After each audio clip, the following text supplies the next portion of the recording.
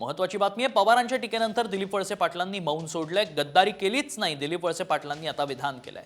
गद्दारीवर बोलायचा प्रश्नच येतो कुठे, असं वळसे म्हणतात. भाजपसोबत जाण्याचा निर्णय सर्वच आमदारांचा होता, असं स्पष्टीकरण वळसेंनी दिलंय. बोलले त्याबाबत तुमचं मत काय? तुम्ही त्याचं उत्तर काय द्या? त्याचं उत्तर मी सांगितलं ना.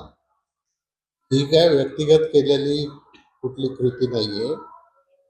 पक्षाच्या बैठकीमध्ये सार्वजनिकरित्या झालेला हा निर्णय आहे आणि त्या निर्णयाच्या बरोबर मी पक्षाच्या अन्य आमदारांबरोबर, नेत्यांच्या बरोबर राहिलेलो आहे आणि त्यामुळं हा विषय मला तितकासा महत्त्वाचा वाटत नाही. आम्ही एकत्रितपणाने निर्णय घेतलाय, पक्षाने एकत्र निर्णय घेतलाय, एवढाच त्याचा अर्थ आहे. आम्ही बीजेपीत गेलेलोच नाही. बीजेपी बरोबर आम्ही राष्ट्रवादी काँग्रेस पक्षातच आहोत. आम्ही फक्त सरकारमध्ये सहभागी झालेलो आहोत आणि त्याच्यामुळे बीजेपीत जाण्याचा प्रश्न उद्भवत नाही.